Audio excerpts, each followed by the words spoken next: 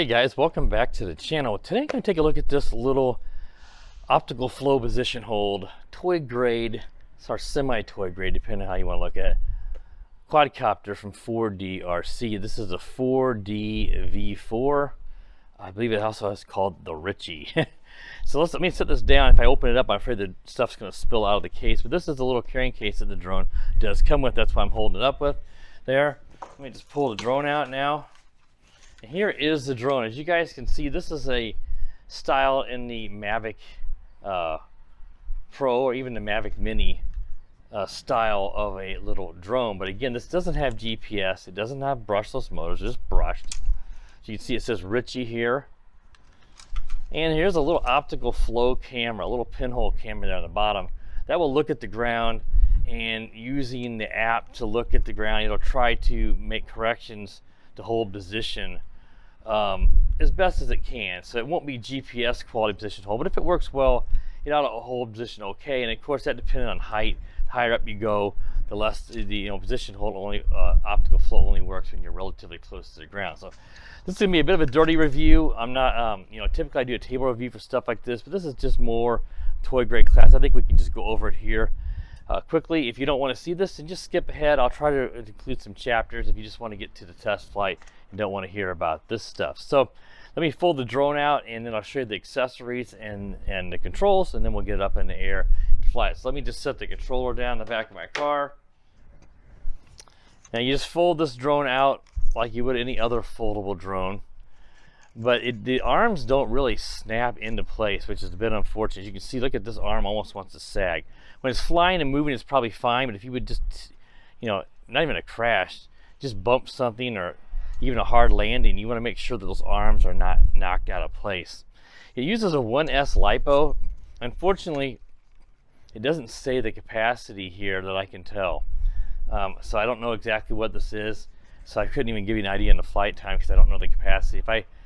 If I think about it, I'll look on Banggood and see if they list it. They usually do have the capacity listing. They just don't mention it here. And it could be the instruction manual, but instruction manual is very tiny and it's a bit hard to read for my older eyes. You do have two white LEDs in the front, and I believe this is a rear red LED in the rear for helping with the orientation. It has a camera, as you can see, and you do have to just manually adjust this. You have to manually adjust this. You can't do it from the controller.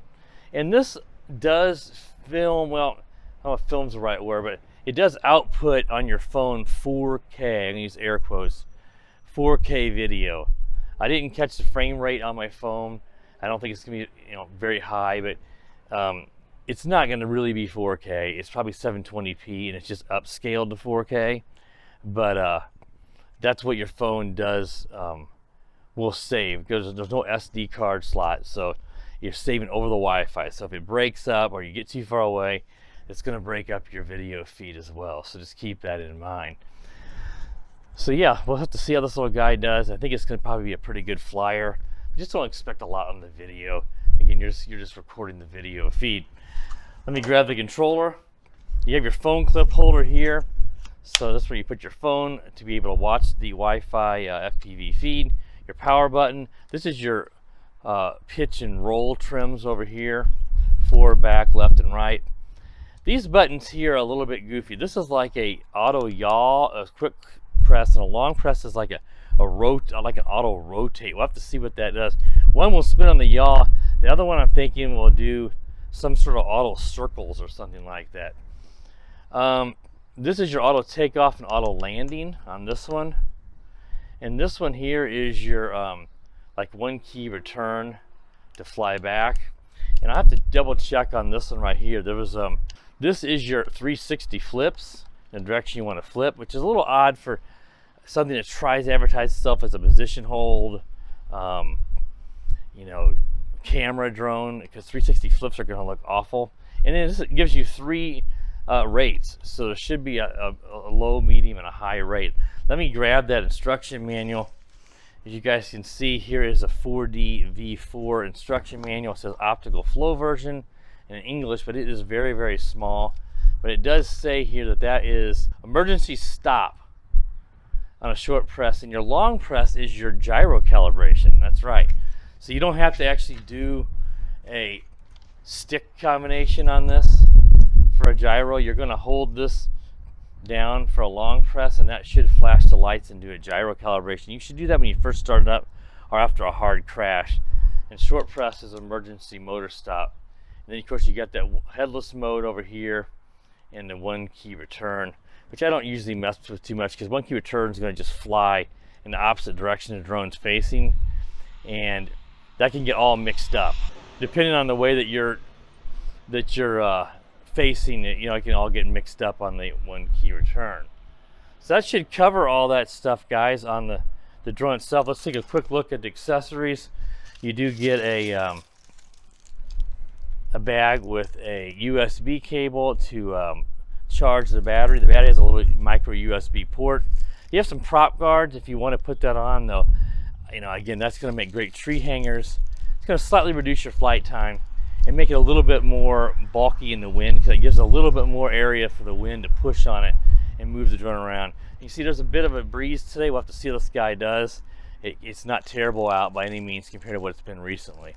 And we get a set of, it looks like a full set of, well, no, one, two, it looks like just two sets of propellers for counterclockwise and clockwise. And then the app you're going to use with this guy is the 4D, I'll put a screenshot, is the 4DRC Pro. And that is the Wi-Fi app that you'll use with this drone to see the video feed, and of course save that video to your phone. All right, guys, that wraps up the overview portion. Let's get out back here and we'll get this drone up in the air and fly it and just see how it flies, and of course you'll get an idea if the video is even decent or not. Hopefully, at the very least, on these toys, we like to hope that there's not tons of jello wobble. That's the most important thing. All right, guys, let's get it out back. I'll be right back and we'll get it up in the air. So I'll be right back. All right, guys, I got the 4DRC Richie down here on the ground, so let's get it up in the air. It's all connected with the app. Record some video and see how this guy flies. We got the breeze will be going from right to left, so if you see it struggling, we'll have to see how well the optical flow works to hold it into place. Let's go ahead and start recording video here, and there we go. It doesn't really give you a timer, I don't think, but you can tell he's doing it. You have to switch, make sure you switch it from photo to video. It defaults to photo. And let's see, I think it had an auto takeoff. Let's see if we have to unlock props or anything. Nope, there we go. Just press that button. Well, it's really low to the ground. I'm gonna give it some throttle. Let's go up in the rates because it is really, there we go. That is not that windy, and it was really struggling. I mean, it is windy. You can see the, there's some wind, I should say. You can see the little weeping willow there struggling at times, but it's not that bad. It's supposed to be less than 10 miles per hour. I'd say it's probably around 10. You can see it's a bit noisy. There's those geared props on the brushed motors. Let's see how it holds position now. So that takeoff kind of got caught in the wind, and these drones sometimes take a moment because this is altitude hold. I almost anymore forget to mention that because it's become almost given. It's very rare to even see a drone not have it. So between altitude hold, you know, the barometer and the altitude hold and taking off, these drones tend to take off and do that, these toy grades at times. But look, that's holding pretty good position. It's seeing the different textures and all these dead weeds back here. And we're about the right height. You don't want to get up somewhere probably about the top of your head up to 10 feet. Is usually a pretty good height for that. Yeah, that's actually doing a remarkably good job for a little brushed drone. Now, one thing I didn't mention back at the beginning of this review that I really should have mentioned is this is a very lightweight drone. This drone comes in at 102 grams. So no matter where you live, this should be no problems. You shouldn't have any regulations to worry about. It's not going to cause you any problems. It's under half the weight of the 250 grams. Let's make sure those arms are not out of whack. See, look at that. It's trying to, I'm going to kill the motors there. Look at that. It's going to crash. So it was just sitting there, and I turned it around. I got caught in some wind, and it looked like one of those arms on the drone was a little out of whack, and that would certainly affect the way it flies. And that's one of my concerns with this drone, is they should make those arms where they snap into place. So as it's flying, if you get a gust of wind, that can actually push that arm. I think that's maybe what happened. Because even when I set it on the ground earlier, before I started the video back up, I noticed one of the arms was a little bit out of whack. So let's see if we can figure out where the drone is back here. All right, guys, I found it out there. It took me a while to find it because that grass is really tall back there. So let's get it back up in the air and fly it a bit more. As I was mentioning as I was walking out there, these arms just tend to get a little bumped out or blown out of whack, and that's going to cause this drone to not fly right. Really bad that they didn't make it where it snaps into place. Unfortunately, this is not the first drone I've seen that has that.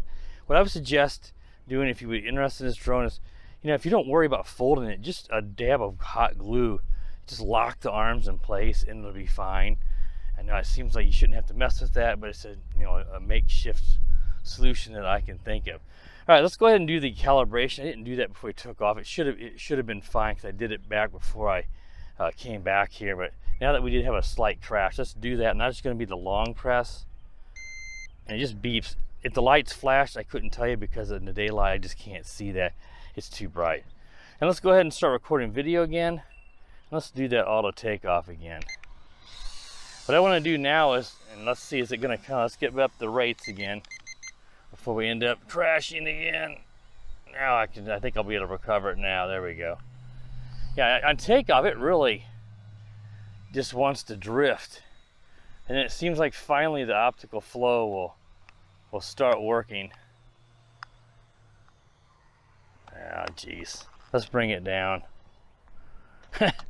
Oh boy, this guy is not flying as well as I thought. It's like it takes off and then trying to get that going again. It's a bit of a goof. So let's go ahead and see. We take off again here. Let's see. That looks correct now. So it looks like a short press on that auto return, one key return, puts you in headless mode.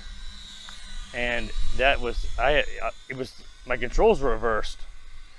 1, 2, 3, so we are in the highest rate. Now the controls are right. I'm gonna bring it down low because that wind is really starting to fight it. And once that lets up, we'll do we'll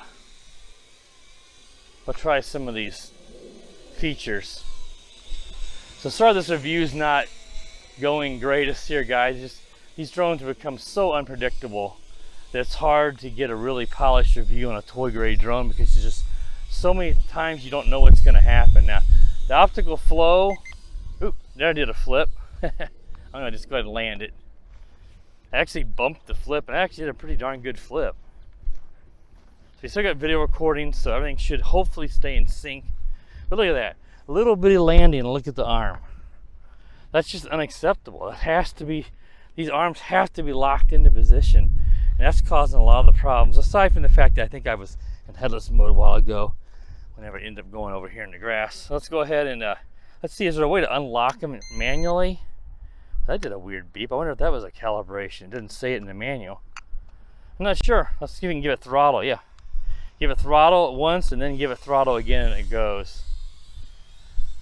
Yeah, there is a decent breeze, and a 100-gram drone with brushed motors is going to struggle. But I thought it did decent there at first at holding position, but it seems like it has to get itself situated.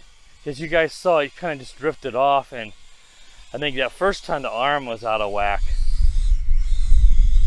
As soon as the wind lets up here, we'll try another 360 flip. Let's try a flip. Yeah, flips are actually pretty good for a drone of this.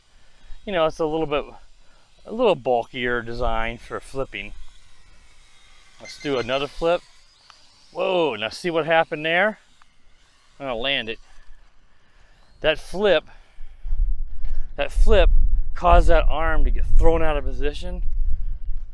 And when it did that, the drone couldn't recover right, and there's no way the drone can fix itself at that point because the arm's getting out of whack. So yeah, this drone's leaving a lot to be desired, primarily because of the arm's not snapping into place. Let's see, there we go. So you need to keep this drone close, and of course it's wanting to position hold, and then at times it doesn't because it's moving too quick. For the position hold, you really need to let off the throttle. I'm giving it full, look at this, and it's barely moving. There we go. Let's see what this yaw thing does. Yeah, there's that. I'm gonna stop that because that's gonna end up just drifting away. Let's see if I can bring it back to me. It looks to me like that the arm may be out of whack. Let's see. It's hard to tell. It sort of looks like it. You almost need to walk underneath it. It looks like that front left arm. Yeah, let's land it. I'm gonna land it. So yeah, this is awful. I'm gonna just tell you guys right now because of the arms. If you lock those arms in place, I don't think this would be too bad because it doesn't fly too bad when it's okay. But look at this. It looks like it just broke all its legs. The arms just don't stay in place. Look at that. The slightest bump and poof. That's just unacceptable because I've had drones that the arms don't snap in place, but they hold relatively good. This is so bad that multiple times the arm's coming out of position in mid-flight, especially doing a flip, which makes the drone completely unstable. Let's go ahead and take it up again, just see if we can try out that other feature, just to see what that does. The other feature on that top button.